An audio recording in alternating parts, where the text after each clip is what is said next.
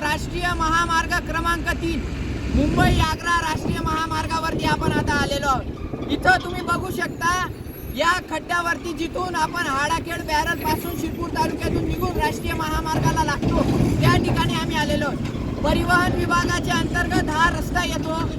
या खड्ड्याला बुजवण्यासाठी या खड्ड्याच्या दुरुस्तीसाठी 26 लाख रुपयाचा निधी प्रशासनाने इथं मंजूर करून दिलेला होता।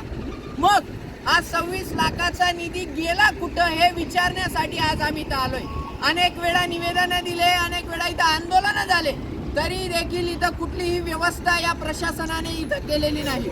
मग त्यासाठी आज शिरपूर फर्स्टच्या वतीनं आपण 10 लाख रुपयाचं 4x4चं दुकान उभं केलं, तरी त्याची सत्यनारायणची पूजा घालतो। त्याच अनुषंगानं या 26 लाख रुपयाच्या खड्ड्याची सत्यनारायणची पूजा आज आम्ही शिरपूर तालुक्यातील जनतेच्या वतीने इथं केलेली आहे। की नेमका हा पैसा गेला कुठं, 26 लाख रुपयाचा निधी गेला कुठं, तो कुठेही गेला असेल त्याआधी त्या 26 लाख रुपयाच्या खड्ड्याचं आज सत्यनारायण इथं आम्ही पार पाडलेलं आहे।